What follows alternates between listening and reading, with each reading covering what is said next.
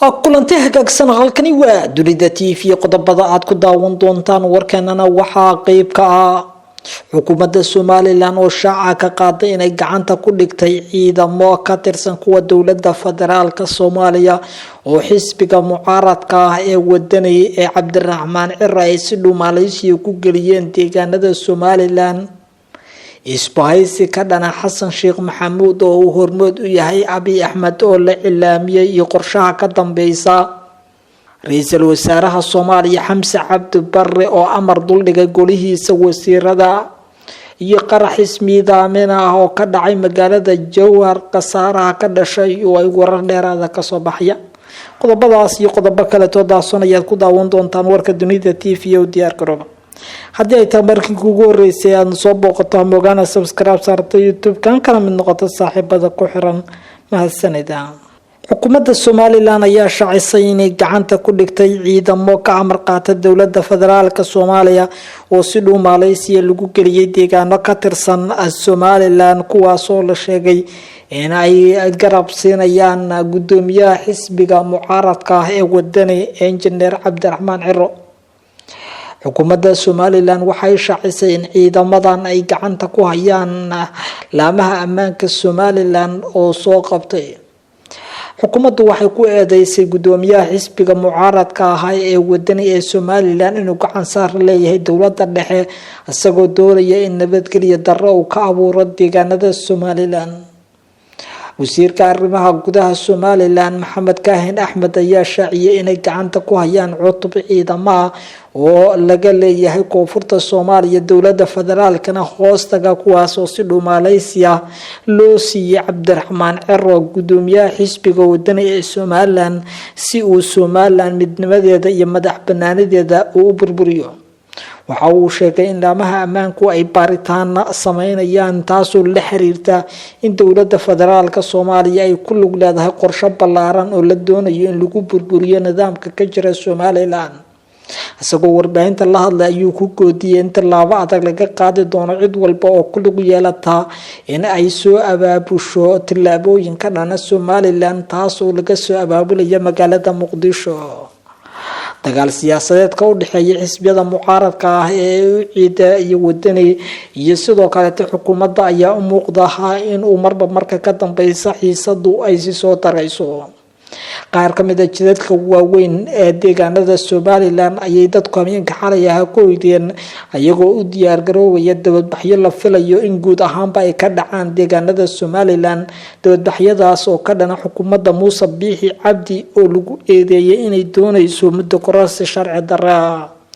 boqor Buurmadow ayaa sheegay in beeshiisa habar jecel uu dhibaato weyn ku hayo madaxweynaha Soomaaliland Muuse Biixi Cabdi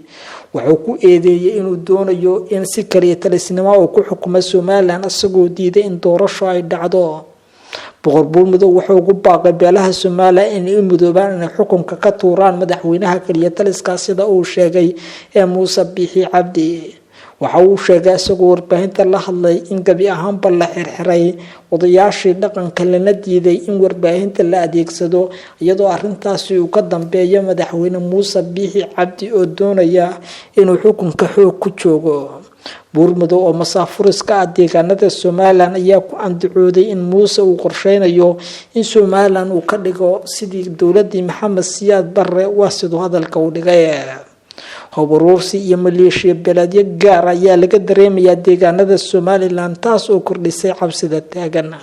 Abiy Ahmed ra'iisul wasaaraha dalka Itoobiya ayaa hormood ka ah isbaahaysi ka dhana madaxweynaha Soomaaliya Xasan Sheekh Maxamuud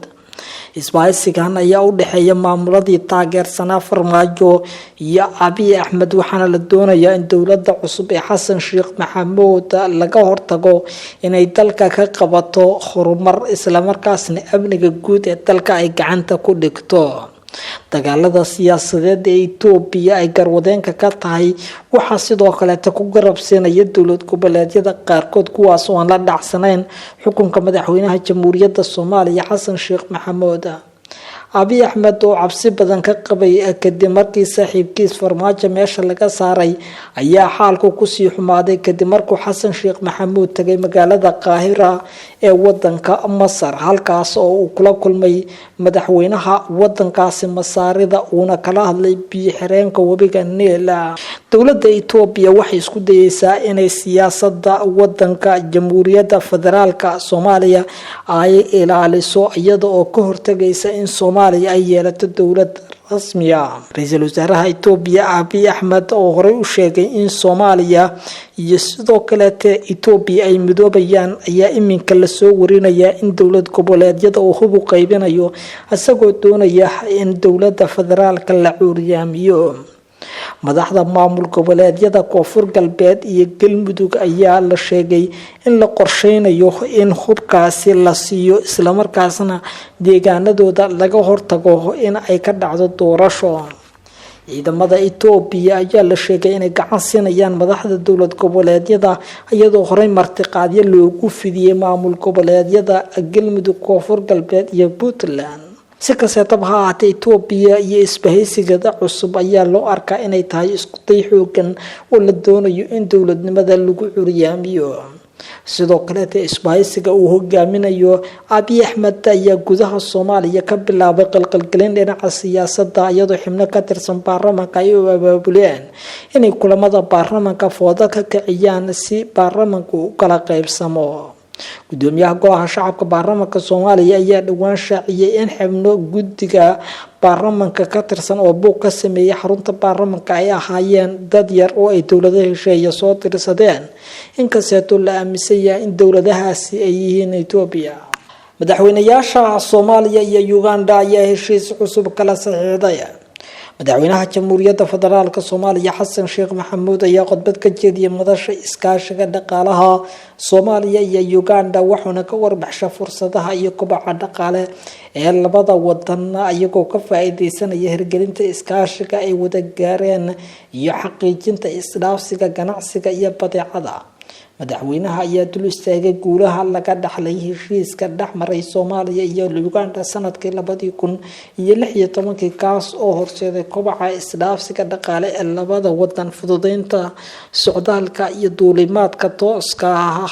ee mataanaha, jaamacadaha, iskaashiga, xiriirka diblomaasiyadeed, amni. isagoo uga mahadceliyay dowladda iyo shacabka dalka Uganda martigelinta madashan. furitaanka shirkan oo ay wadajir u gudoominayaan madaxweynaha Jamhuuriyadda Federaalka Soomaaliya iyo madaxweynaha dalka Uganda waxaa diiradda lagu saarayaa iskaashiga iyo shaqo abuurka dhalinyarada iyadoo sidoo kale la eegayo fursadaha ganacsi ee labada wadan sida warshadaha, hanaanka maaliyadeed iyo qorshayaasha kale. inta lagu guda jiray madasha ganacsiga Soomaaliya iyo Uganda, wasiirka ganacsiga xukuumadda federaalka Soomaaliya Mudane Jibriil Cabdirashiid ayaa heshiiska ku saabsan iskaashiga dhaqaale la saxiixday dhigiisa dalka Uganda Mudane Mabasa Faransiis. waxayna sheegeen inay muhiim tahay in la xoojiyo iskaashiga labada wadan ee Uganda iyo Soomaaliya. furitaanka madashan waxaa ku welinaya madaxweynaha Jamhuuriyadda Federaalka Soomaaliya, wasiirka arrimaha dibadda iyo iskaashiga caalamiga Abshir Cumar Haruuse iyo wasiirka gaashaandhigga Soomaaliya Cabdulqaadir Maxamed Nuur, wasiirka ganacsiga xukuumadda Soomaaliya iyo mas'uuliyiin kale oo ka tirsan dowladda. dowladda federaalka Soomaaliya waxay muhiimad weyn siinaysaa sare u qaaditaanka qorshayaasha la xiriira dhinaca maaliyadda iyo kordhinta dhaqaalaha iyo fursadaha ganacsiga. qarax ismiidaamina oo ka dhacay magaalada Jowhar ayaa lagu soo waramayaa in khasaaro xoogan uu geystay. qaraxan ayaa waxa ka dhacay afaafka horeetay taliska ciidanka booliska ee magaalada Jowhar. qof isku soo xilay warxaha qaraxa oo ismiidaamiye ayaa ku geeriyooday halka askar kale tan dhaawacyo ay ka soo gaareen. ciidamada booliska magaalada Jowhar ayaa waxa ay sheegeen in laba askari oo ninka uu isku qarxiyay ka hortageysay iyo gabar kale ay dhaawacmeen. ciidamada ammaanku ay ku guuleysteen inay ka hortagaan qaraxaasi. magaalada bartamaheeda ayuu qaraxu ka dhacay. ninka jaakada qaraxda isku soo xiray ayaana rabay in dadka shacabka iyo ciidamada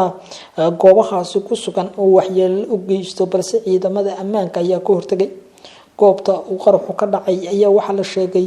inay u dhoweed hotel lagu magacaabo City oo la sheegay inuu ku yaalo bartamaha magaalada Jowhar. laamaha ammaanku waxay sheegeen in amni darrada soo badanaysa ee magaalada Jowhar ay foojignaan dheeriya ka muujinayaan. warka ka daawanaysan dunida TV waageenta sidaas